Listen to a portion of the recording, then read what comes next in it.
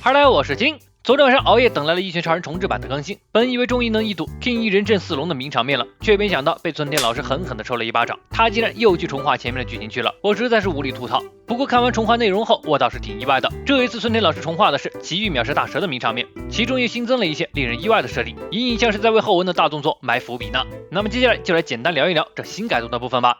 首页，奇遇举头望大蛇的名场面没有变动，接着大蛇试探性的攻击被奇遇轻松锤爆，还不忘问一句：“刚才就是你弄出的这种蚯蚓玩意儿吧？”这里应该是对应前几话童弟打败凤凰男准备撤离时，从墙壁里冒出来的巨大蛇头。奇遇指着大蛇表示：“我就住在上边，一只下面整天叮叮当当的，我跑来说你还想干架不成？”背景则是昏厥的波奇。接着大师直接看出了奇遇背后的恐怖实力，并表示完全看不透这光头的气场。这时波奇也醒了过来，看到奇遇又被吓了一跳，接着和之前一样一溜烟就跑了。这里基本没有什么变化。大师询问奇遇对波奇究竟做了什么，奇遇表示小狗狗不讲礼貌，就给了他一拳，跟你这个主人一个德行。大师由此想到地面上先后打败了蜈蚣长老和好几的怪物，正是这个男人。他放声大笑，向奇遇表示欢迎。紧接着修改前的版本，大师就直接变化了形态，还说了一大堆装逼的话，表示奇遇区区一个人类竟然达到了生物的极致。这样的话，究竟能和究极生命体的他战斗到何种程度呢？话语间无时无刻都透露着一种老子已经无敌了的感觉。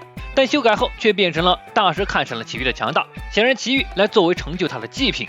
接着还脱下了面具，露出了他本来的面目，一对卡姿兰大眼睛就跟两个灯泡似的。紧接着他就轰碎了奇遇脚下的地板，表示他邀请奇遇来更深处交流交流。一人一蛇在峡谷里显得如此的渺小，看样子这里非常的深。终于哗的一声，他们掉进了池子里，这里看上去像是人为的遗迹。还记得前几话的小伙伴不难看出，这遗迹的壁画正是后文赛克斯和大蛇脱离后，大蛇被龙卷一记光枪钉入地底的场景。这里的温度很高，就连奇遇都感觉很热。大师表示欢迎来到我的复活舞台。奇遇回应道：“这是你的浴室吗？”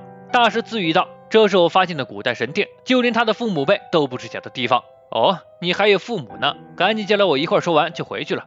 大师耻笑道：“很遗憾，这可不行。”此刻的大蛇弯曲着巨大躯体，对应上一旁壁画上最顶端的怪物，两人简直如出一辙。接着是旁白，他怪人王大蛇，经过了大囧眼的培养，从一介凡夫成长为了这种超级怪物，并通过活祭品的滋养不断的获取力量。但有一天，大囧眼所提供的祭品已经无法再满足大蛇，出于身体的本能，他前行至地底深处，想尝试直接吸取地球深层的能量。结果就被他找到了这个遗迹，像是个祭祀台上刻画着奇怪的图案。他凑近仔细瞧了瞧，猛然发现壁画上最顶端的怪物竟然和自己一模一样，甚至穿的开衩衣服都一样，并且难以置信的是，他竟然能看懂那些古代文字。吾等神明必将跨越漫长时间长河，于此地复活，届时在此祭坛之上，最佳活祭品将提供滋养。看到这样的描述，大蛇自以为悟到了天命，只要有最佳祭品，他就将如古语所言成为神明。所以从那一天起，他就一直在寻找着最佳祭品。而今天他终于等来了奇遇的出现，只要奇遇献祭于他，他就能成为至高无上的神明。这么严肃的关头，奇遇很配合的紧张的满脸冒汗，但可惜并不是因为大蛇，而是他正享受着这片冒着泡的温泉。我甚至怀疑这根本就是岩浆。大蛇一脸疑问，这家伙到底在干啥呢？只见奇遇挣扎着埋进了水里，下一秒就适应了水温，开始享受了起来，表示看你这家伙都能泡，我也来试试，果然挺舒服的。另外，你有肥皂吗？烧不起来的那种。听到这里，大蛇就已经怀疑人生了。感情刚才他说了半天豪言壮志，这家伙一句也没听进去，给大蛇气的呀，直接就准备吸取地球的能量来对付奇遇。只见他直立起身子，猛然间整个地表都在颤抖，还真如他所说，地核的能量被抽出了一小撮，缓缓升向地表。剧烈的震动令地表正激战的英雄和怪人们都停下了动作，接着是排山倒海般的地壳运动，然后是火山喷发。这一切都是因为大蛇吸取的地核力量融合为一招，名为盖亚炮，直冲向奇遇。什么大场面没见过的奇遇表示，还能不能让人好好泡个澡了？认真必杀系列，认真水枪。逼哥我给100分的盖亚炮和认真水枪打了个平分秋色，还没从惊吓中清醒，奇遇就已经跳到脸上来了。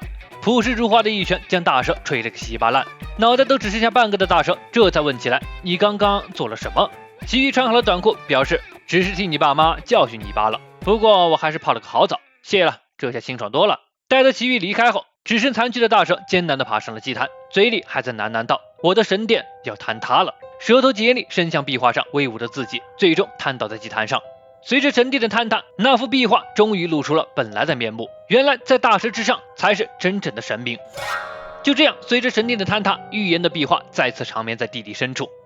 到这里修改版157话就结束了。麒麟这里大胆分析一波吧。村田老师这样的修改，相当于推翻了大蛇的原设定，又给这个一开始就牛逼哄哄的狠角色加上了一道和神明的联系，并且关系还不一般。通过壁画和古语，不难分析出大蛇是误将自己当成了最顶端的神明，结果打工了一辈子，到头来他才是那个最佳祭品。而此番大蛇的献祭，很有可能就关系到后文奇遇和 Flash 在地里看到的沉睡的巨大自闭体。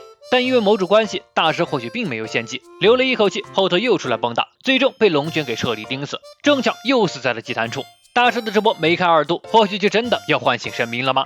最后再深层次的胡乱分析，祭坛上的古文描述到神明自称吾等，再回忆起第一话自称是替地球一直出马的疫苗人，到后来被赐予力量的流浪地，再加上被巨大思想体点头任督二脉的赛克斯，难道说神明指的并不是一个，而是一个群体吗？不知道你们还记不记得这张封面，也就是爆破出场的那一张，宇宙魔方划分两界，人类社会对应的是堪比星球大小的宇宙巨兽，仔细想来倒有一些细思极恐了。好了，以上分析纯属麒麟胡编乱造，如有更好的分析，可在评论区讨论。那么本期修改版157话就结束了，喜欢本期视频的别忘了关注和订阅哦，这里有最新的一拳更新消息和最详细的解说。那么我是麒麟，我们下期再见。